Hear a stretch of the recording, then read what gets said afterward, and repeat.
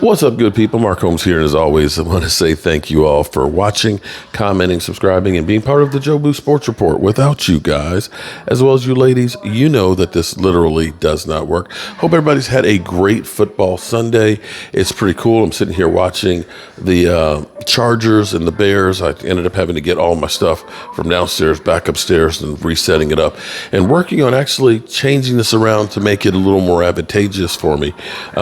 I do a lot of different stuff. So I actually have a couple of Mevo cameras, like when I'm live streaming or if I'm using my studio software, but that takes a lot more time to upload the videos and things. And I'm working on getting this set up so it's kind of like what I have at my house. So that way I can use the Mevo cameras and have better sound and things like that and be able to switch them and use the software for my computers with those as well. It's just a matter of getting it set up. But sometimes I just use, like right now, my cell phone because it's easy. And I can just upload it like right now. And I've actually got it hooked up to the microphone, so the sound should be better. The sound quality should be better, but you still get my voice, which is like ass. But be that as it may, I was just talking with my buddy, Game Time Brian. Shout out to Game Time Brian, because Game Time is like, he's like DMV, he's like E2 Blue, he's like Philly 500. I feel like these guys are all my kids.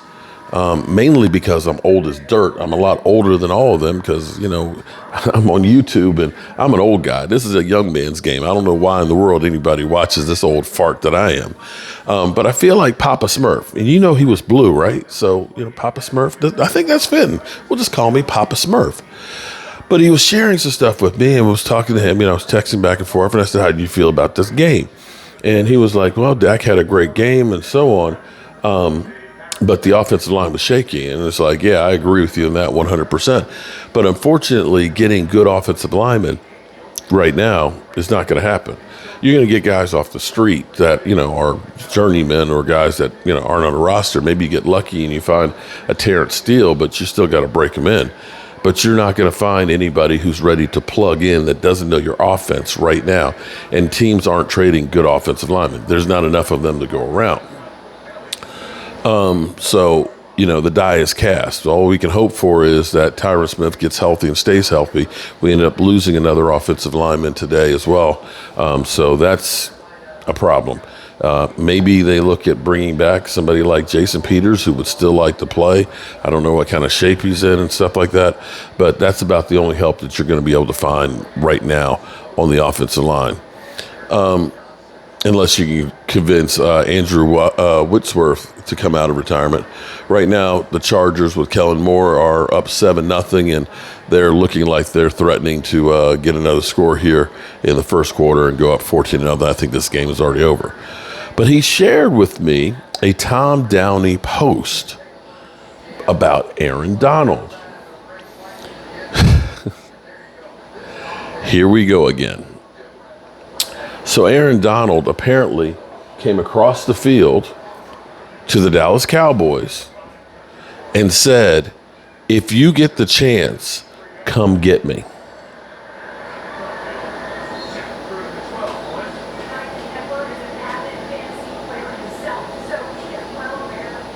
Where have I heard that before? If you get the chance, come get me. Didn't somebody do that before? Didn't he come into our locker room? Oh, Earl Thomas. Yeah. Well, that would be great to get an all-world defensive tackle like that. That would be the kind of move that the Eagles would be pulling off. The problem with that one would be is Aaron Donald is up there in age. He is about $32 million a year. And you would probably have to give up several number ones to get him. It'd be great to think about having him on that defense. If you put him with Micah Parsons out there, oh my glob, that would be freaking insane. That would be mind blower, but that's not going to happen. The reality is Jerry Jones has already gone on and said, you know, right now we got nothing that we got nothing that we're working on in trades, and we feel good about our team. See, for me, I'm opposite of Jerry Jones. See, when good things happen, I want more of it.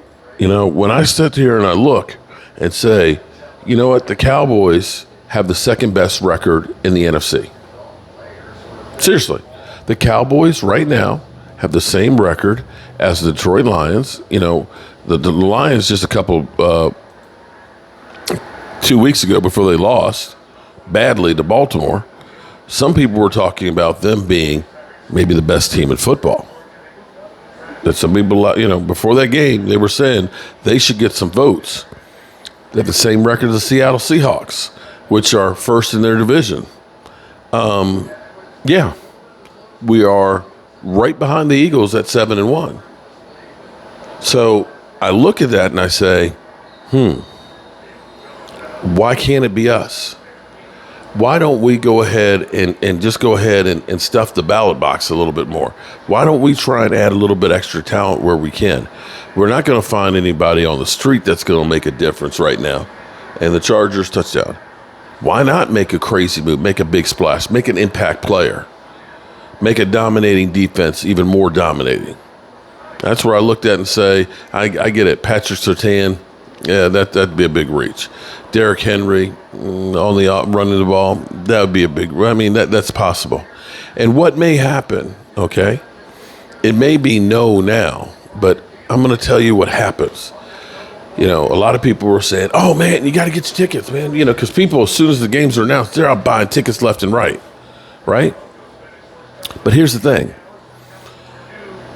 whether it's airline tickets or football tickets, there's a certain window where the price is real high. Then as you start getting closer and closer to the event, when people, season tickets holders are holding the tickets, they might have them at $600-700, months out. But you get about 3 weeks away and they start seeing there's a lot of tickets that are out there. And they say, shit, I don't want to get stuck with these. Let me drop it down about 600. Right? And they're still looking around. You're about 4 weeks away. Man, let me drop to about 500. And there's still a lot of tickets out there. And then you start looking and saying, damn, it's a week before the game. I need to unload these things.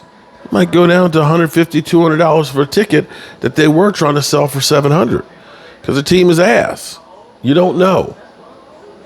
And so, for example, Carolina tickets right now for the Cowboys game are probably getting cheaper than they were before because Carolina fans are like, man, this team's terrible. I don't want to see this team.